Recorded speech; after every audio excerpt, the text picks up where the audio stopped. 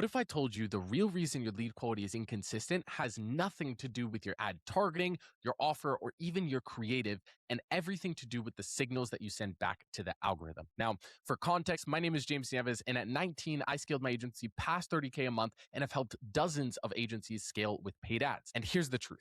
Facebook does not optimize for your dream clients. It optimizes for whatever you teach it to value. And most funnels that marketers run treat every lead and every booked appointment as equal. So the pixel learns that the cheapest, lowest intent buyers are good. And the result?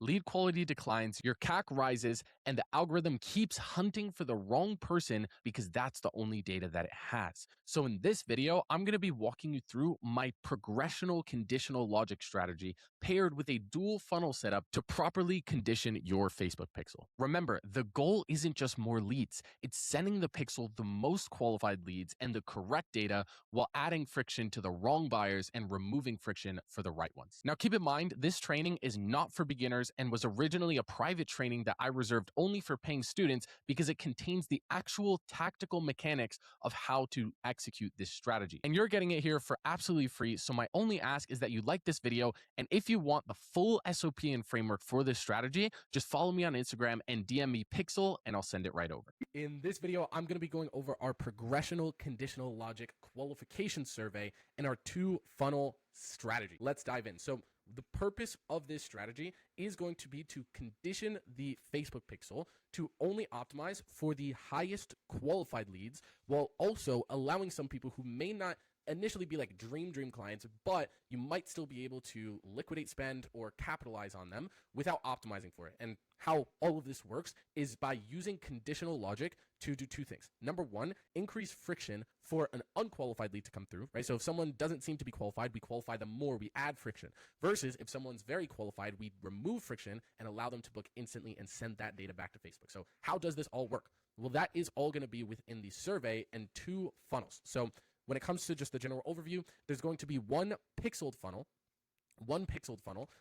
which is going to have your Facebook pixel installed on it, right? It's going to be an opt-in page, a booking page, and a thank you page, right? And as you can see right here, the pixel will be on it. And then there's going to be a second funnel. The second funnel is a literal duplicate of the first funnel, just without the opt-in page. So instead of opt-in, booking, thank you, the duplicate funnel is just the booking and thank you page, exact same, but this one is going to be unpixeled, and the booking page is going to have a discovery call, intro call, triage call, whatever you want to call it, a 15-minute appointment on it, while the other one, right, the pixeled funnel, which is going to be for qualified leads, this one is going to have a full demo call, strategy session, 45-minute Zoom, once again, whatever you want to call it, but that's going to be for qualified prospects. And with the unpixeled funnel, once again, you want to keep the head tracking code. You do not want to have a pixel here on anything. So there's that.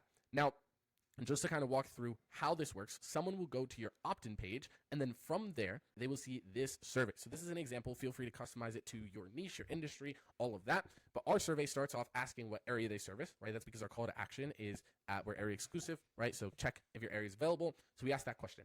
Then from there, we go into the first bit of qualification, right? Are you a full-time agent or a part-time agent? Now, keep in mind how we determine if someone should be going to the qualified booking page or unqualified booking page is through the actual survey settings, to where we're going to have either on submit, we're going to go open URL, and this is going to be your qualified booking page. So that's the one with the pixel, right, that registers the opt-in as a lead, right? That's going to be this link, whatever this link is, paste that here on submit. Now, for unqualified people, that's where we're going to do a disqualify after submit. So what that does is if we go here, right, and then let's say disqualify lead, let's say if you're a part-time agent, we're going to disqualify after submit and then open the URL. And this is basically going to be our unpixeled booking page link, meaning that if someone is deemed quote unquote unqualified, we're going to disqualify after they submit the form and send them to the unpixeled funnel. Key thing, unpixeled funnel. So for reference, if someone's a part-time agent, we're going to send them to the unpixeled funnel. If someone's a full-time agent, they're going to continue on. Now, from here, we're going to add a financial qualifier. This one, in our case, is in the last 12 months, how many deals have you closed?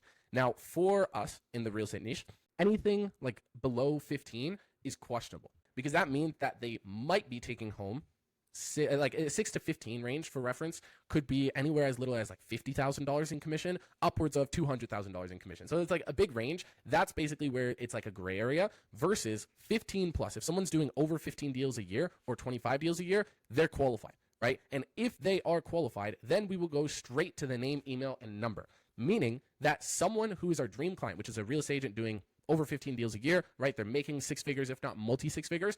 They literally answer these two questions. They answer this, and then it's straight to name, email, number. Versus if someone says, I'm doing 6 to 15 deals a year or 1 to 5 deals a year, that's not someone who in most cases will be just a dream scenario, dream prospect, right? A guaranteed close. So that's where we want to add more friction, because just for reference, with real estate agents, someone might be doing, let's say, 6 deals a year, but they're in California and each deal is worth $30,000 and they're making $180,000 take home. That right there would be a qualified lead. But on the other hand, someone doing 6 deals could also be in Ohio where the average commission is $5,000. And then from there, it's like, ah, shoot, well, they're only making $30K a year, unqualified, right? So that's where, if they are below your threshold, that's where then we'll send them to another qualification question, such as what is your current yearly income or revenue, whatever it may be. Now from here, we have a couple different options. Our ideal scenario is 150,000 plus, meaning if someone's doing, let's say, 6 deals a year, but they're making over 150,000, great, you're qualified, you're good. I don't care about the deal volume. You're financially qualified. You're doing well, right? You're probably in a really high luxury market. Go straight to the contact info, right? And allow them to come through. Versus if someone's doing less than 150,000, right? Especially in that 60 to 100,000 range, it's like, are they financially qualified? Are they a great business owner? Are they able to actually afford our services? Would they be a dream client? Once again, that is questionable. So if they select anything under 150,000, then we'll go on to another financial qualifier. Now, keep in mind, this is not going to be for the people who say they're doing over 150K. If someone's doing 150K, we don't want to add unnecessary friction, so we just go straight to contact info, right? You're probably noticing a pattern here. But if they're like, hey, I'm doing 60 to 100, then we'll ask the hard question, what is your availability to invest, right? Do you have financial resources to invest? Do you have access to financial resources, or do you not have access to financial resources? And if they say they have financial resources, then we'll allow them to come through and submit. If they don't have access to financial resources, we'll then disqualify after submit, so that, once again, they'll get sent to the unpixeled funnel. So they don't get registered as a lead. They're financially unqualified. We don't want Facebook optimizing for that. And on top of that, this is a discovery call booking link, right? Same funnel, but discovery call booking link. So that all they're allowed to book is a 15-minute phone call, right? They're not taking up a full slot. They're not taking up an hour. It's not going to be some Zoom call, anything like that. It's just a discovery call to where you can then see on that call, okay, are they able to get creative? Were they just saying that because of sales resistance? Were they lying? Did they misclick? Whatever it may be. If they are unqualified on that discovery call, great. It took you 10 minutes. You DQ'd them. You're good, right? And also your pixel's not optimizing for that. Versus if they are qualified, then we just let them through and let them book onto the actual demo call, strategy call, whatever it may be, 45 minute to an hour long Zoom call. And we send that data back to Facebook. So once again, just to recap, because I know there was a lot over there, long story short, you have 2 funnels. One is your pixeled main funnel and one is an unpixeled funnel. The pixeled funnel has an opt-in where we have this conditional logic survey.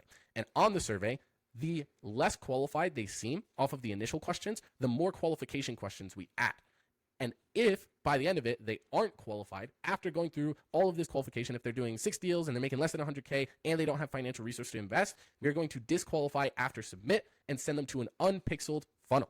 That way, once again, they're not getting sent back to Facebook as a lead, as an appointment, whatever it may be. And also they're not taking up a full calendar slot.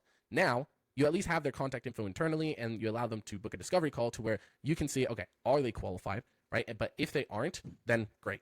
No time has been wasted, and also you're not ruining your pixel data. Versus if someone is qualified from the bat, if they say, hey, I'm doing 25 plus deals, it's like, all right, they're making at least 200K. Off of that, we don't need to ask them unnecessary qualification questions. Unnecessary qualification questions are killing your opt-ins. If you start asking someone 3, 5, 10 questions when you could have known if they're qualified off of the first one, it's just going to cause unnecessary drop-off and unnecessary friction. You should make a form as easy to submit as possible for someone who is qualified and as hard to submit as possible for someone who's unqualified. So once again, those are the 2 aspects of the progressional conditional logic qualification survey and double funnel setup. So hopefully that all made sense. Rewatch this video, take notes, go frame by frame. Once again, replicate what has been done here, and you will see a drastic difference in regards to your lead quality and also over time your pixel data.